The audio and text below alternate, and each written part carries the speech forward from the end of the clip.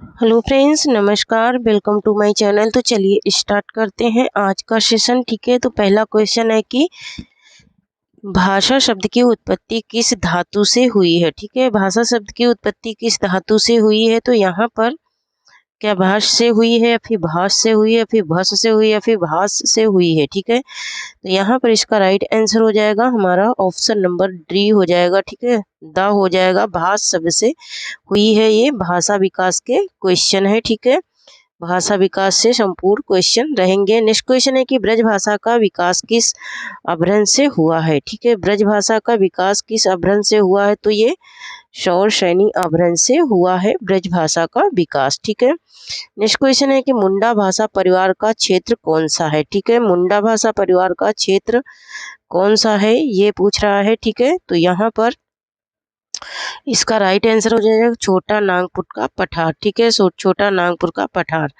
Next question है कि खड़ी बोली हिंदी का अन्य नाम है। खड़ी बोली हिंदी का अन्य नाम क्या है। तो खड़ी बोली हिंदी का अन्य नाम है कौरवी। ठीक है, क्या है अन्य नाम, कौरवी है। ठीक है, नेक्स्ट क्वेश्चन देखेंगे। नेक्स्ट क्वेश्चन है कि ब्रजबुल के नाम से जानी जाती है। ब्रजबुल के नाम से कौन सी भाषा जानी जाती है, ये बताना है। तो यहाँ पर ऑप्शन नंबर द राइट हो जाएगा, पुरानी बंगला को जाना जाता है ब्रजबुल के नाम से। ठीक है, नेक्स्ट क्वेश्चन देखेंगे।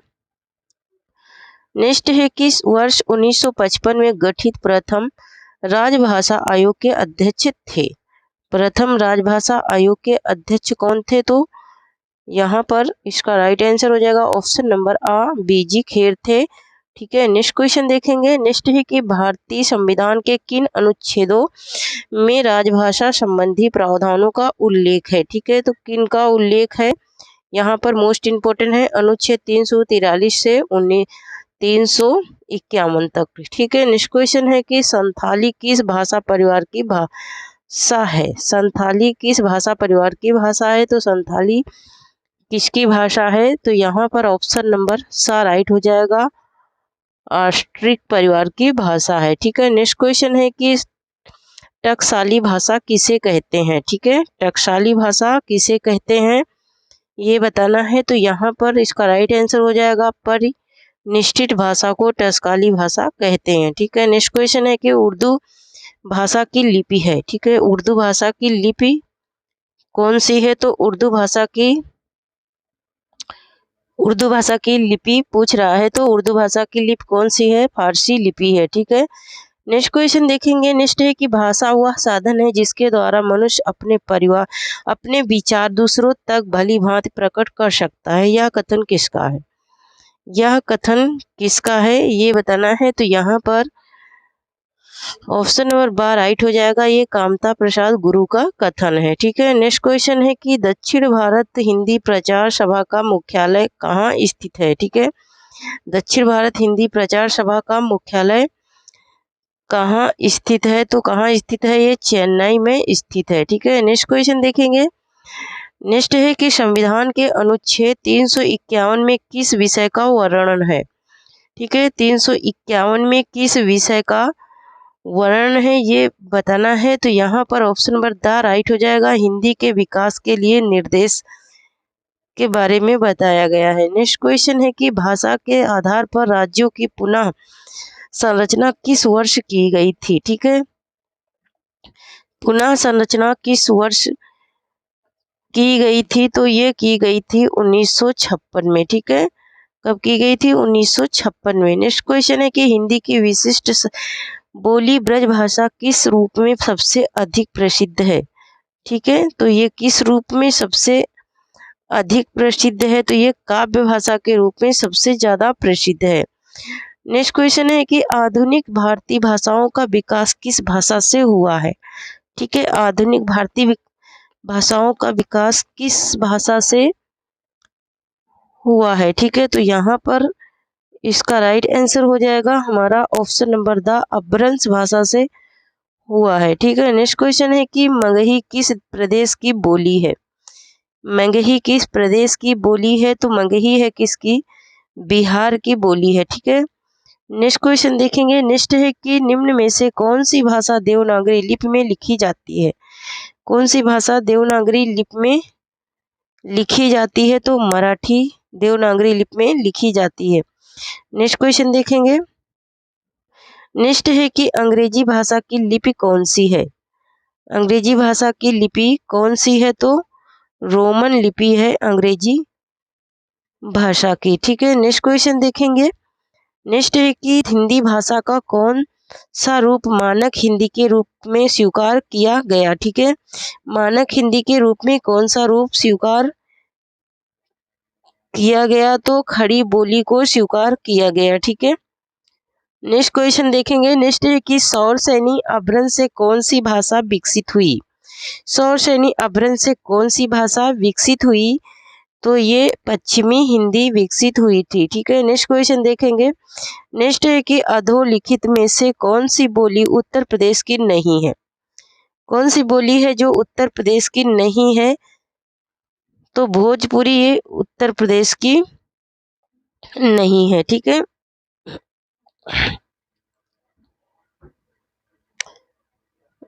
सॉरी, भोजपुरी नहीं, यहाँ पर बघेली होगा। ठीक है, क्योंकि बघेली कहाँ की है? ये बघेलखंड की है। ठीक है, बघेली नहीं, बघेली तो उत्तर प्रदेश में ही आता है ना। ये भोजपुरी ही नहीं है, ये भोजपुर में ही, ये कहाँ बोली जाती है? तो बिहार में बोली जाती है। ठीक है, नेक्स्ट है कि संविधान की 8वीं अनुसूची में कौन सी भाषा शामिल नहीं है?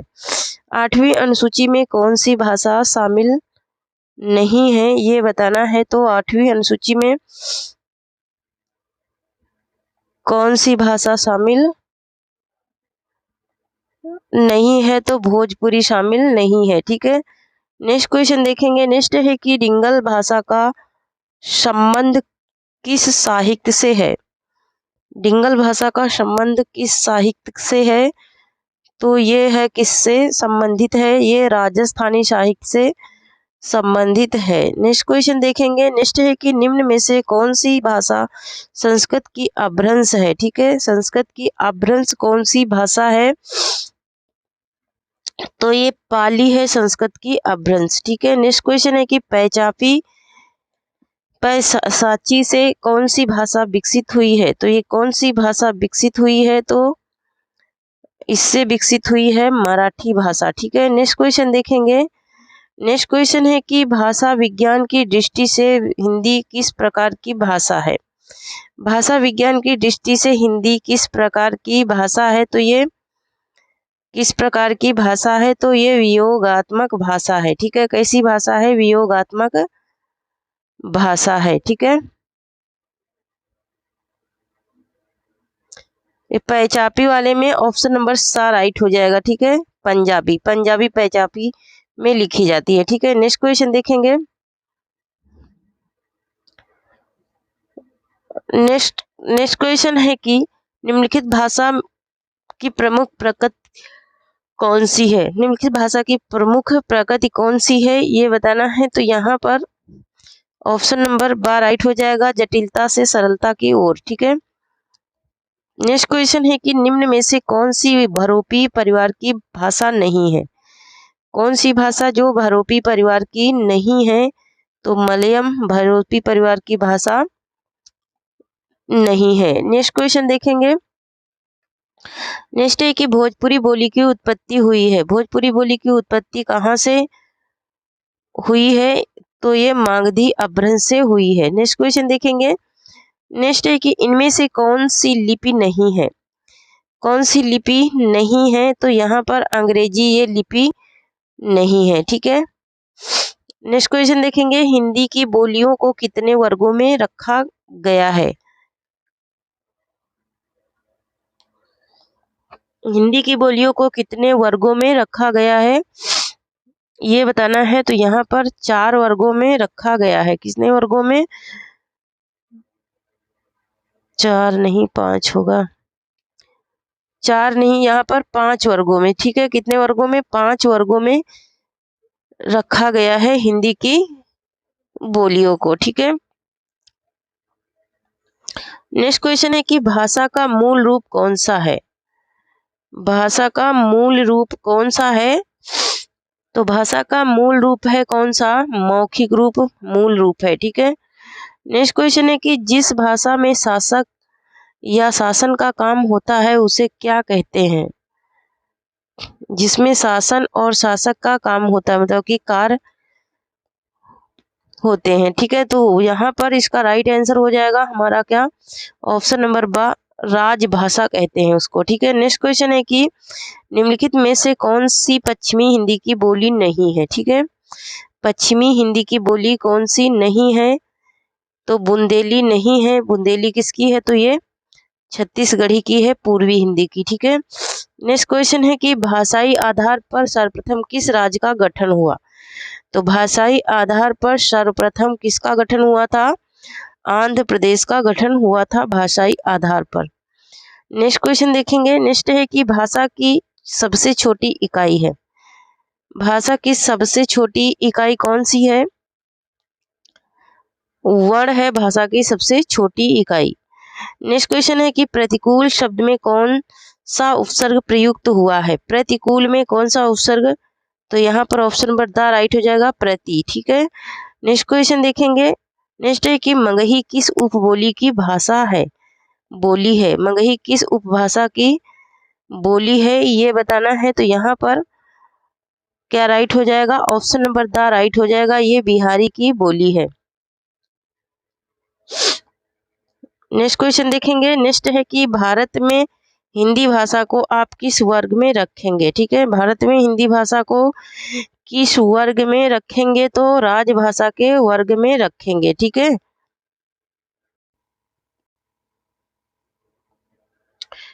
नेक्स्ट क्वेश्चन है कि वर्तमान में प्रादेशिक भाषाओं की कुल संख्या कितनी है? ठीक है, वर्तमान में प्रादेशिक भाषाओं की कुल कितनी संख्या है? तो ये कुल 22 संख्या है। ठीक है, 22 भाषाएं हैं जो कि संविधान की अनुसूची में है। नेक्स्ट है कि वर्तमान हिंदी का प्रचलित रूप है। वर्तमान हिंदी का प्रचलित रूप क्या है? तो प्रचलित रूप है इसका क्या, ऑप्शन नंबर ड हो जाएगा, दा हो जाएगा, खड़ी बोली है इसका प्रचलित रूप। नेक्स्ट है कि प्राथमिक स्तर पर शिक्षा का माध्यम होना चाहिए। प्राथमिक स्तर पर शिक्षा का माध्यम कैसा होना चाहिए, ये पूछ रहा है। तो ये मातृभाषा के रूप में होना चाहिए। ठीक है, बच्चे की जो मातृभाषा है उसके रूप में। नेक्स्ट है कि दिल्ली मेरठ के आसपास कौन सी बोली बोली जाती है? तो दिल्ली मेरठ के आसपास कौन सी बोली बोली जाती है? तो वहां पर खड़ी बोली बोली जाती है दिल्ली और मेरठ के आसपास। नेक्स्ट है कि मैथिली भाषा की लिपि कौन सी है? मैथिली भाषा की लिपि कौन सी है, ये बताना है। तो यहाँ पर ऑप्शन नंबर बार राइट हो जाएगा, ये देवनागरी है। ठीक है, नेक्स्ट क्वेश्चन है कि इनमें से बिहारी हिंदी का रूप नहीं है। बिहारी हिंदी का रूप कौन सा नहीं है? तो अवधी बिहारी का रूप नहीं है, ये पूर्वी हिंदी का है, छत्तीसगढ़ी का। ठीक है, नेक्स्ट क्वेश्चन है कि गेरसन के अनुसार भारत में कितनी बोलियां हैं? ठीक है, गेरसन के अनुसार भारत में कितनी बोलियां हैं? तो ऑप्शन नंबर द राइट हो जाएगा, 544 बोलियां हैं। नेक्स्ट क्वेश्चन है कि स्वतंत्र भारत की राष्ट्रलिपि है। स्वतंत्र भारत की राष्ट्रलिपि कौन सी है, ये बताना है। तो यहाँ पर ऑप्शन नंबर द राइट हो जाएगा, देवनागरी लिपि है। ठीक है, नेक्स्ट क्वेश्चन है कि बघेली बोली का संबंध किस उपभाषा से है? तो किस उपभाषा से? तो पूर्वी हिंदी से है बघेली का संबंध। नेक्स्ट क्वेश्चन देखेंगे। नेक्स्ट है कि खड़ी बोली का प्रयोग सर्वप्रथम किस पुस्तक में हुआ? खड़ी बोली का प्रयोग सर्वप्रथम किस पुस्तक में हुआ, ये बताना है। तो यहाँ पर ऑप्शन नंबर द राइट हो जाएगा, प्रेम सागर में हुआ था सबसे पहले। नेक्स्ट है कि विश्व में कुल कितनी भाषाएं मान्यता प्राप्त हैं? कुल भाषाओं को कुल कितनी भाषाएं जिनको मान्यता मिल चुकी है? तो 2796। ठीक है, 2796 भाषाओं को मान्यता मिल चुकी है। ठीक है, नेक्स्ट है कि भारत भाषा की अभिव्यक्ति के कितने रूप हैं? भाषा की अभिव्यक्ति के कितने रूप हैं, ये बताना है। तो 2 रूप हैं भाषा की अभिव्यक्ति के। ठीक है, एक तो मौखिक और दूसरा लिखित। नेक्स्ट है कि खड़ी बोली को किस अन्य नाम से जाना जाता है? ठीक है, खड़ी बोली को किस अन्य नाम से जाना जाता है? तो किसके नाम से जाना जाता है? कौन सा इसका तीसरा नाम है? तो कौरवी। ठीक है, कौरवी के नाम से भी इसे जाना जाता है। नेक्स्ट क्वेश्चन है कि संविधान की 8वीं अनुसूची में कौन सी भाषा शामिल नहीं है। 8वीं अनुसूची में कौन सी भाषा शामिल नहीं है, तो ऑप्शन नंबर सा राइट हो जाएगा, भोजपुरी शामिल नहीं है। नेक्स्ट है कि हिंदी भाषा का जन्म हुआ, हिंदी भाषा का जन्म कहाँ से हुआ है ये बताना है, तो ऑप्शन नंबर आ राइट हो जाएगा, अपभ्रंश से हिंदी भाषा का जन्म हुआ है। नेक्स्ट है कि हिंदवी शब्द का पहला प्रयोग किसने किया, हिंदवी शब्द का पहला प्रयोग किसने किया था, तो ऑप्शन नंबर बा राइट हो जाएगा, अबू सैयद ने किया था सबसे पहला प्रयोग। नेक्स्ट है कि बोली विकसित होकर बनती है, बोली विकसित होकर बनती है, किससे विकसित होकर के बनती है, तो ऑप्शन नंबर सा राइट हो जाएगा, विभाषा से विकसित होकर के बनती है। नेक्स्ट क्वेश्चन है कि रोमन निम्नलिखित में से किस भाषा की लिपि है, रोमन किस भाषा की लिपि है, तो रोमन अंग्रेजी भाषा की लिपि है। नेक्स्ट क्वेश्चन है कि मौखिक भाषा की मूलभूत इकाई है, मौखिक भाषा की मूलभूत इकाई क्या है ये बताना है, तो यहाँ पर ऑप्शन नंबर क्या राइट हो जाएगा, ऑप्शन नंबर द राइट हो जाएगा, मूलभूत इकाई संज्ञा है। ठीक है, क्या है, संज्ञा है मूलभूत इकाई। ठीक है, सॉरी, मूलभूत इकाई क्या है, मौखिक भाषा की। ठीक है, तो मौखिक भाषा की मूलभूत इकाई है ध्वनि। ठीक है, ध्वनि है मूलभूत इकाई। ठीक है, नेक्स्ट क्वेश्चन है कि अवधी एवं बघेली किस उपभाषा के अंतर्गत आती है, किस उपभाषा के अंतर्गत आती है अवधी और बघेली, तो अवधी और बघेली पूर्वी हिंदी के अंतर्गत आती है। तो ये तो आज के रहे हमारे 60 क्वेश्चन। ठीक है, इसके आगे हम लोग और करेंगे 125 क्वेश्चन की ये सीरीज है। ठीक है, किसकी, हिंदी भाषा के विकास की। ठीक है, तो इसका नेक्स्ट पार्ट कल मिलेगा आप लोगों को। ठीक है, तब तक के लिए जय हिंद, जय भारत। आप लोग पढ़ते रहिए, हंसते रहिए, मुस्कुराते रहिए और स्वस्थ रहिए, मस्त रहिए, और थोड़ी सी मेरी भी मदद करते रहिए। जो लोग चैनल को सब्सक्राइब नहीं करे हैं प्लीज़ सब्सक्राइब करें, लाइक करें और शेयर करें। थैंक यू, जय हिंद, जय भारत। पीडीएफ के लिए आप लोग मेरे टेलीग्राम चैनल से जुड़ जाइए। ठीक है, तो वहाँ पर आप लोगों को बहुत सारी पीडीएफ्स फ्री में मिल जाएंगी। ठीक है, और जैसे ही उसमें ज्वाइन करेंगे ऊपर की ओर स्क्रॉल करते जाएंगे तो आप लोगों को पीडीएफ मिल जाएंगी। ठीक है, थैंक यू, जय हिंद, जय भारत।